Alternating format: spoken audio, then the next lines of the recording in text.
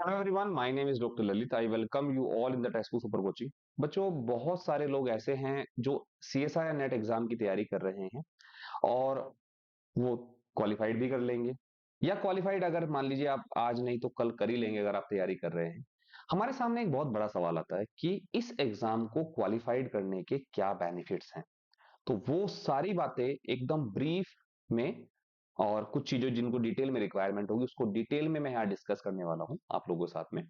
तो सभी लोग बने रहिएगा वीडियो के एंड तक, काफी इंपोर्टेंट वीडियो होने वाला है आप लोगों के लिए।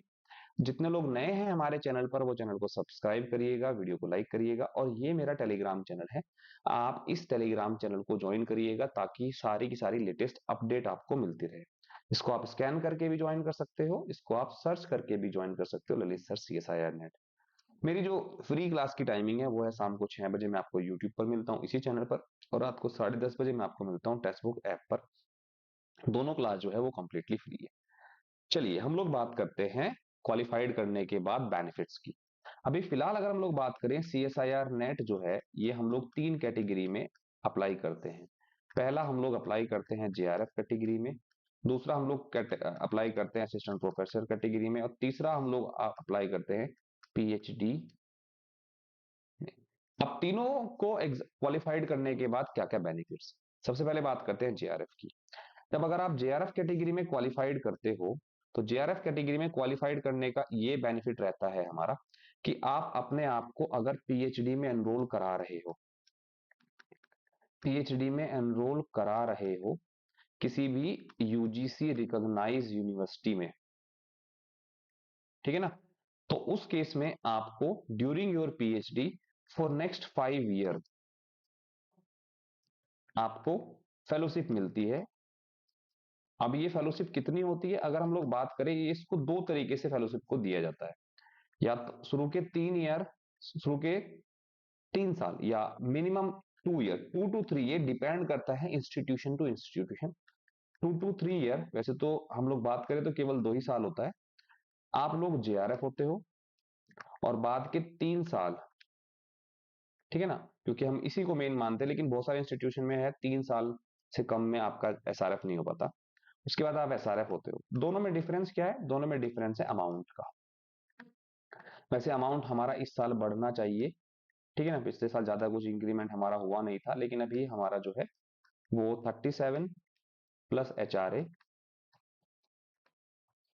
ठीक है ना, और 42 प्लस HRA, थोड़ा बहुत वेरिएशन हमें मिल जाता है, इतना हमें फेलोशिप जो है वो मिलती है, ठीक है ना, क्लियर।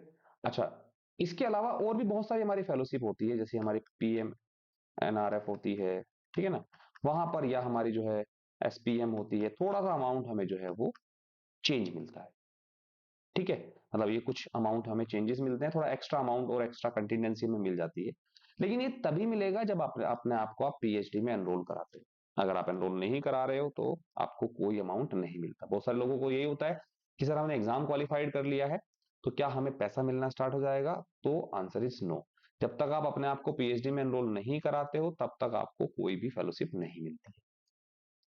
दूसरा, इसका फायदा ये भी है कि जितने भी हमारे टॉप इंस्टीट्यूशंस हैं इंडिया में, जो भी हमारे टॉप इंस्टीट्यूशंस हैं इंडिया में, ठीक है ना, चाहे वो हम लोग बात करें हमारे टॉप CSIR की लैब हैं, टॉप हमारी DBT की लैब हैं, हमारे IITs हैं, हमारे जो है आइसर्स हैं, ठीक है ना, या हमारी जो है सेंट्रल यूनिवर्सिटी है जैसे JNU हो गया, BHU हो गया, ठीक है ना, ये जितने भी इंस्टीट्यूट है बच्चों, चाहे हमारा NCBS है, टाइफर है, जो भी हमारे इंस्टीट्यूट हैं, ये इंस्टीट्यूट आपको एलिजिबल कर देते हैं इंटरव्यू देने के लिए, क्योंकि अगर आपके पास फेलोशिप नहीं है तो आप एलिजिबल ही नहीं होते हैं इन टॉप क्लास इंस्टीट्यूशन से PhD परस्यू करने के लिए। ये दो बेनिफिट है आप लोगों को, यानी कि आपको PhD भी करेंगे और आपको एक अच्छा खासा सैलरी के जैसा अमाउंट भी आपको मिलता रहेगा, ठीक है। ओके, चलो, यहाँ पर थोड़ी सी हमें जो है वो इंस्टीट्यूशन टू इंस्टीट्यूशन वेरी करती हैं, कि वैसे तो मिनिमम उन्होंने बोला कि 2 साल के बाद आप कभी भी SRF हो सकते हो, लेकिन ये बहुत सारी गाइडलाइंस होती है इंस्टीट्यूशंस की या यूनिवर्सिटीज की अपनी, उसके अकॉर्डिंग ही आप जब इस गाइडलाइन को फुलफिल करते हो तो आप SRF में प्रमोट होते हो, JRF से, जूनियर रिसर्च फेलो से सीनियर रिसर्च फेलो में, ठीक है। तो अगर आप इंडिया से पीएचडी परस्यू करना चाह रहे हैं तो this is the best option कि इसको आप क्वालिफाइड करो, उसी के बाद आप जो है अपने आपको कहीं पीएचडी में एनरोल करो। दूसरा असिस्टेंट प्रोफेसर। अच्छा, जब आपने जेआरएफ मिल हो गया तो आपको बाय डिफॉल्ट ये दोनों मिल जाते हैं, नेट या एपी। दोबारा से इसका एग्जाम क्वालिफाइड नहीं कर रहा।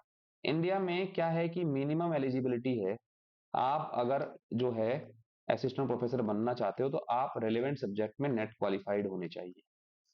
ठीक है, हालांकि इसमें कुछ चेंजेस भी हैं, पीएचडी के कुछ रूल्स भी हैं हमारे, वो मैं एक सेपरेट क्लास में डिस्कस कर लूंगा।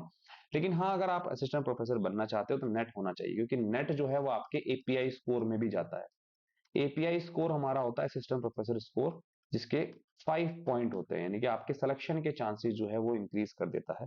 ये तो होना ही चाहिए। अभी एक नई कैटेगरी हमारी स्टार्ट हुई है जिसमें हम लोग बात करते हैं पीएचडी की। तो पीएचडी के केस में आप किसी भी यूनिवर्सिटी में, अगर आप इस कैटेगरी में क्वालिफाइड किए हैं, तो जहां जहां पीएचडी एडमिशन निकला है वहां आप अप्लाई कर सकते हो।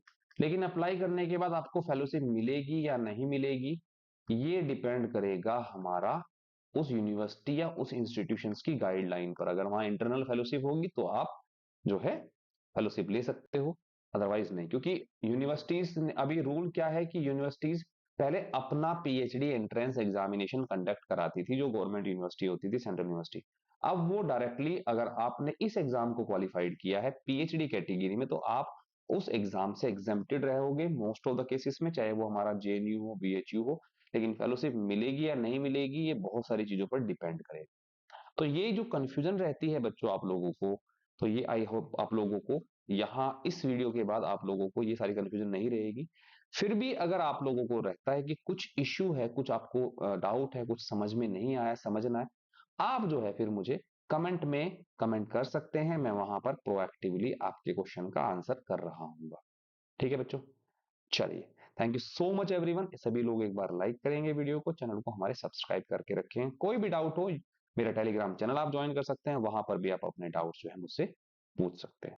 ठीक है, so much everyone for watching this.